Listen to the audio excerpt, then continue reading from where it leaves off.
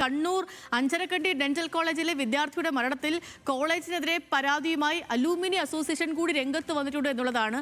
അന്വേഷണം ആവശ്യപ്പെട്ട് മെഡിക്കൽ വിദ്യാഭ്യാസ വകുപ്പിനും ആരോഗ്യ സർവകലാശാല രജിസ്ട്രാർക്കും അവർ കത്തയച്ചിട്ടുണ്ട്.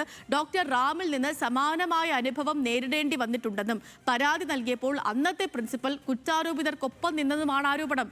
നിഖിലെ, ഗുരുതരമാണ് ഈ പരാതി കൂടി. കാരണം ഡോക്ടർ റാമിനെതിരെ അലൂമിനി അസോസിയേഷൻ അടക്കം പരാതിപ്പെട്ടിരിക്കുന്നു. തീർച്ചയായും ചെയ്തു. നമ്മൾ കഴിഞ്ഞ ദിവസങ്ങളിലെല്ലാം കേട്ടത് ഇപ്പോഴും ആ കോളേജിൽ പഠിച്ചുകൊണ്ടിരിക്കുന്ന വിദ്യാർത്ഥികൾ ഈ ഡോക്ടർ റാമിൽ നിന്ന് നേരിടുന്ന ദുരനുഭവങ്ങൾ തുറന്നു പറയുന്നതായിരുന്നു. ഇത് പുതിയ കാര്യമല്ല എന്ന് വ്യക്തമാക്കുന്നതാണ് ഇപ്പോൾ അലുമിനി അസോസിയേഷന്റെ ഭാഗത്തു നിന്നുണ്ടായിരിക്കുന്ന ഈ ഒരു പരാതി. അന്വേഷണം ആവശ്യപ്പെട്ട് മെഡിക്കൽ വിദ്യാഭ്യാസ വകുപ്പിനും ആരോഗ്യ സർവകലാശാല രജിസ്ട്രാർക്കുമാണ് അലുമിനി അസോസിയേഷൻ ഇപ്പോൾ കത്തയച്ചിരിക്കുന്നത്. ഈ കത്തിൽ പറയുന്നത് ഡോക്ടർ റാമിൽ നിന്ന് സമാന അനുഭവം നേരിടേണ്ടി വന്നിട്ടുണ്ട് എന്ന് തന്നെയാണ്.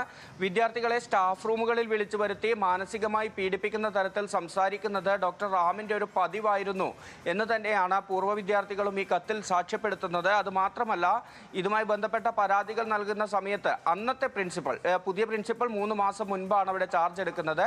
അതിനു മുന്നേ ഉണ്ടായിരുന്ന പ്രിൻസിപ്പൽ കൃത്യമായി ഈ കുറ്റാരോപിതർക്ക് പിന്തുണ നൽകുന്ന അല്ലെങ്കിൽ അവർക്കൊപ്പം നിൽക്കുന്ന സമീപനം സ്വീകരിച്ചു എന്നുള്ളതാണ് ഈ പരാതിയിൽ പറയുന്നത്. മാത്രമല്ല, ഇപ്പോൾ വിദ്യാർത്ഥികൾ പറയുന്ന ഏറ്റവും പ്രധാനപ്പെട്ട ആശങ്ക, ഇതുമായി ബന്ധപ്പെട്ട് എന്തെങ്കിലും പരാതി നൽകിയാൽ അതിനുള്ള പ്രതികാര നടപടികൾ തങ്ങൾ നേരിടേണ്ടി വരുമെന്നുള്ളതാണ്.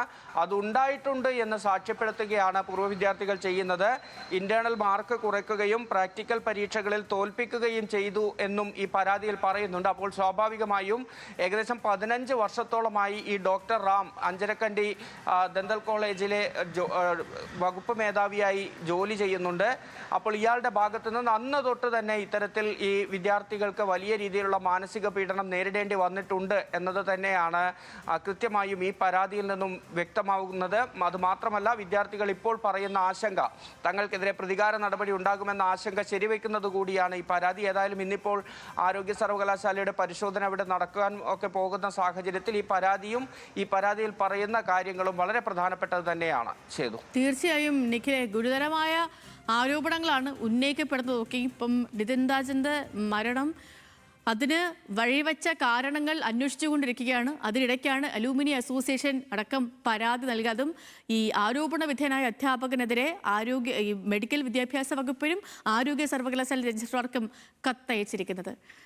അങ്ങനെയാണ് അധ്യാപകരുടെ ഓരോ കാര്യങ്ങൾ. ഇനി അന്വേഷണം നടക്കട്ടെ. കുറ്റക്കാരിലേക്ക് എത്രയും വേഗം പോലീസിന്, അന്വേഷണ സംഘത്തിന് എത്താൻ കഴിയട്ടെ. ഈ സംഭവം ഉണ്ടായ ആ നിമിഷം മുതൽ തന്നെ ഈ ഡോക്ടർ റാം പണ്ട് പറഞ്ഞിരുന്ന കാര്യമൊക്കെ നിതിൻ തന്നെ പറഞ്ഞതിൽ നിന്ന് നമുക്ക് മനസ്സിലാക്കുന്നത്, എനിക്കെതിരെ നിങ്ങൾ പോയി പരാതിപ്പെട്ടോളൂ, എനിക്ക് ഒരു പ്രശ്നവും ഇല്ല, ഞാൻ വീണ്ടും തിരിച്ചു വരും എന്നൊക്കെ അഹങ്കാരത്തോടു കൂടി പറഞ്ഞിരുന്ന ഡോക്ടർ റാമാണ് ഇപ്പോൾ ഈ എവിടെയെന്നില്ലാതെ തുടരുന്നത്, അജ്ഞാത കേന്ദ്രങ്ങളിൽ നിലനിൽക്കുന്നത്.